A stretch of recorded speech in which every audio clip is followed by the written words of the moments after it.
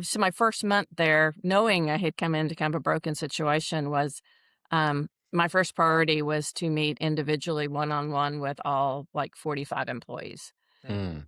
And so I came very early December and just spent the whole month, meeting with everybody one-on-one. Then moved into meeting with the board because you're down and up, and making sure I, understood where they were coming from. And as I'm getting the lay of the land in that first 90 days, starting to try to establish, trust and rapport. Mhm. Once I figured out how bad things were and where the pain points are, started figuring out where the silos were and where the issues were.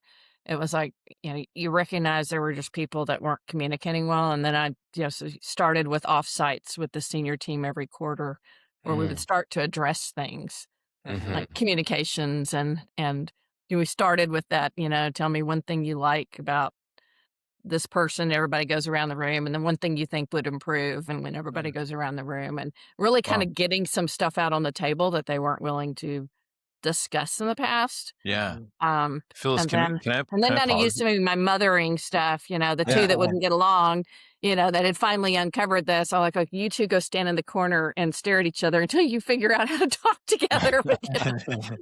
But, W just starting to break down some of that. So it's just a process. Yeah.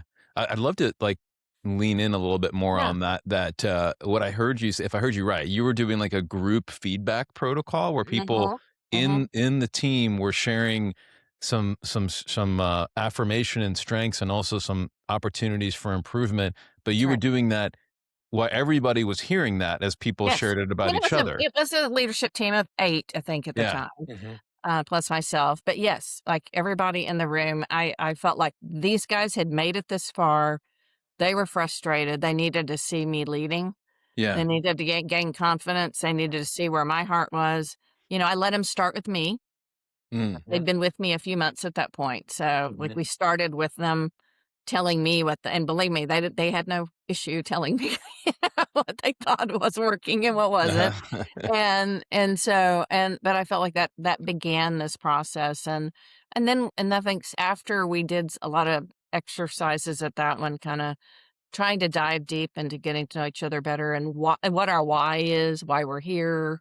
Made them all watch that Simon Sinek video, why, Mhm. and we kind of Mm. walked through some exercises on that. And then we started moving into next session on mission, vision, Mhm. then core values, and trying to get everybody on the same page, and then moving to SWOT analysis the next Mhm. session, and competitive landscape. So, but over time, just starting to build on a framework of building a team, dealing with their interrelational issues, and getting them to think like, we're here for this bigger thing. Yeah. So how do we, if we're going to come together for this bigger thing, this inspiring thing, these are things we have to figure out, and getting everybody to buy into that. One of my favorite sayings was, if they write it, they will underwrite it. And Mm. so, Mm. Yeah. I use that a lot with board, but it's also true with staff. Like, I don't like telling the staff this is the way it's going to be. I mean, I had ideas of what I wanted the core values and the direction to go, but I wanted it to be theirs.